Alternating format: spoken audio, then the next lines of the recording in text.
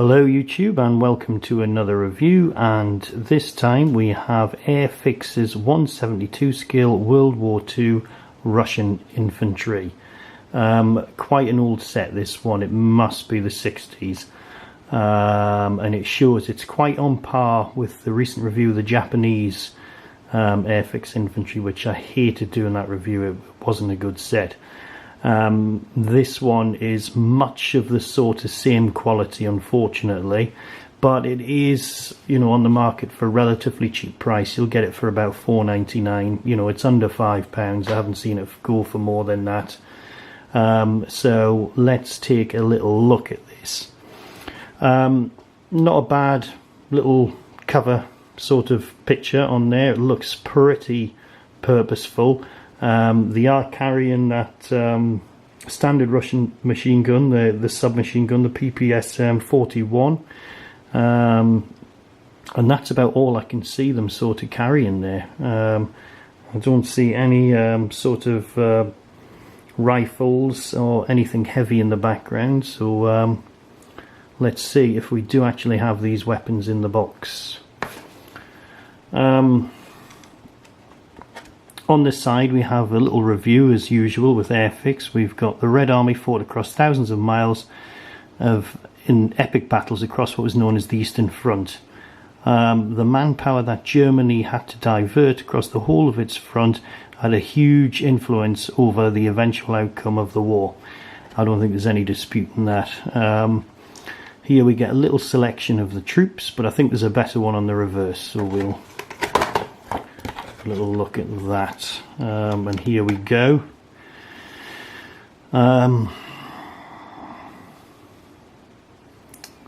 Yeah.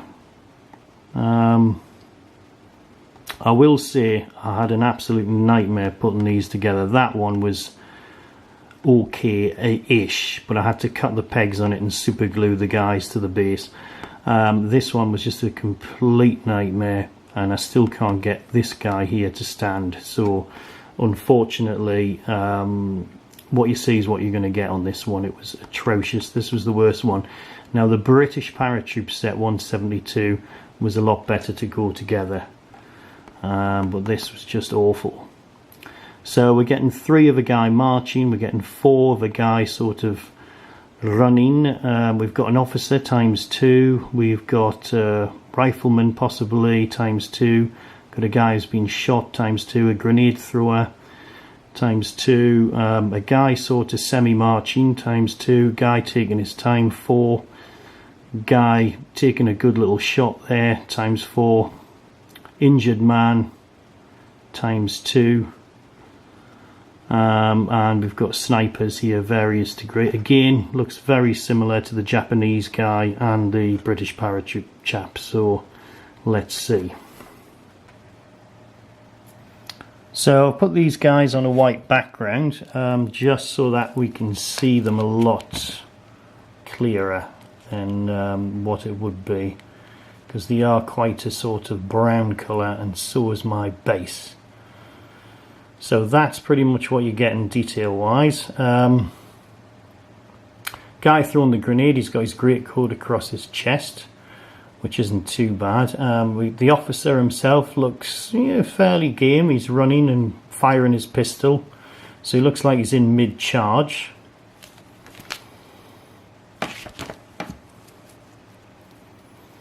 Let's have a quick look at the back. So he's got a little bit of equipment on him. Not massive amount, but there's a little bit there, enough to keep you sort of semi-happy.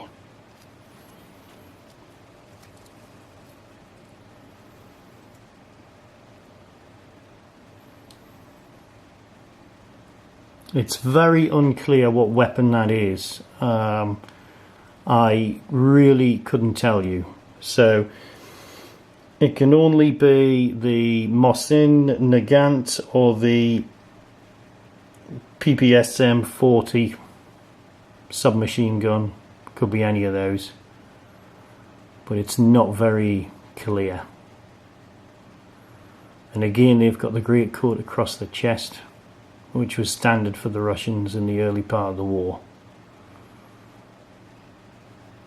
Fairly average so far, but it does what it says on the tin. It is Russian infantry. So here's our guy firing. Again, there's no chance of knowing what weapon that is. We've got a modicum of detail there, which isn't so bad given the age of this kit. It is extremely old. It's not a bad firing position. It's really not bad. Again, here's our recurring guy crawling, which we all seen. Again, I have no idea what weapon that is. I don't even think the molds reached the end of what would have been the tip of the gun. It's a little bit flashy. Not a great piece.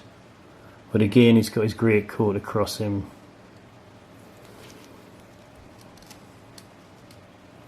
Here's our guys just sort of shuffling along, a little bit flashy. Again, great coat on, long boots. Nothing to take your breath away.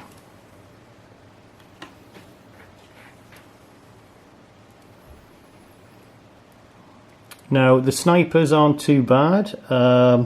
Obviously, again, we don't know what weapon that is. It's obviously a rifle. So if it is a Mosin Nagant, you know, c'est la vie. We've also got guys marching, which they're fairly reasonable. Let's say it's nothing to get you excited about, but it's old. This set's very, very old. And right, this guy's quite good from the back, and I think he's probably one of the better posers. He's actually not bad from the front either. So he's one of the better ones, because it's quite a realistic pose. So that one's not too bad. Again, we don't know what weapon that is. Here's our guys. I actually thought he was part of the mortar crew, but I believe he's injured. So he's actually injured.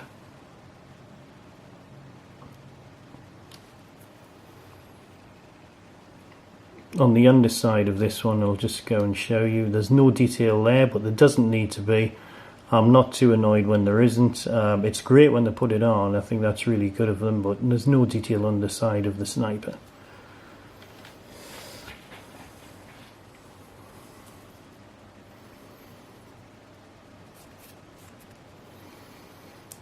Majority of this sprue contained the machine gun plus the mortar.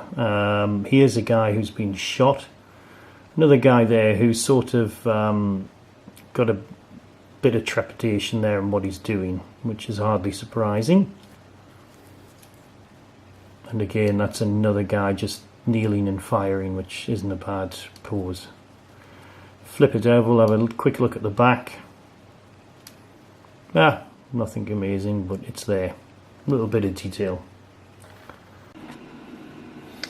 So this is our machine gun section. Like I say, I had real trouble with this going together, so don't expect too much from this kit. It is old, it shows. You'd need to spend a long time cleaning up the pieces. The pegs don't fit in the holes. The gun is a bit top heavy, so it's very difficult to stick it down on the base. You do need super glue. The firing guy actually comes in two halves, so you've got to stick him together as well. In general, that one is better than the mortar section, which was a nightmare, but it was very, very difficult to go together. It's not a good piece for somebody who's got limited modelling skills. So these guys, they're probably not even in the correct position. I did cut the pegs just to make them fit. I haven't tidied them up, so you can see he's got something sticking out of his helmet. But again, it's just to show you what you've got to deal with, really. So not great. Ne point for that one. And this is the mortar section, which I just struggled to death with. It was just awful. I had to cut the pegs. The holes were virtually non-existent. This guy lying on the floor, just couldn't get him to stand for toffee. It was just a nightmare, and it's a shame. The mortar model, although I don't think it's based on much in particular, wasn't too bad.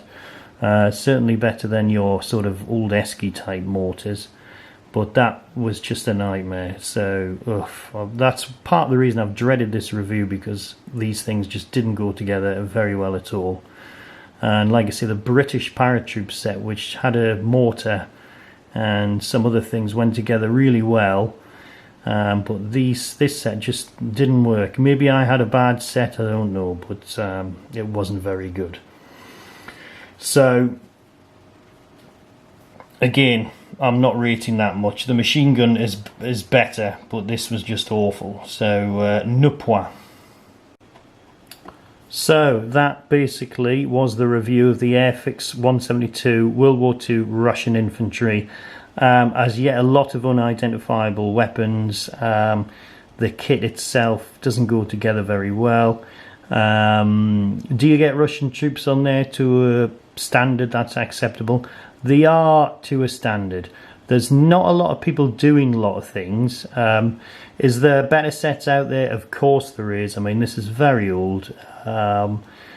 But, you know, it's probably just about barely acceptable. I mean, these were made to play with and, you know, things like that. I mean, nowadays modelers are a lot more serious in what they do and what they get. So, you know, AIRFIX must know which ones they can put out and which ones they're making money on, and, you know.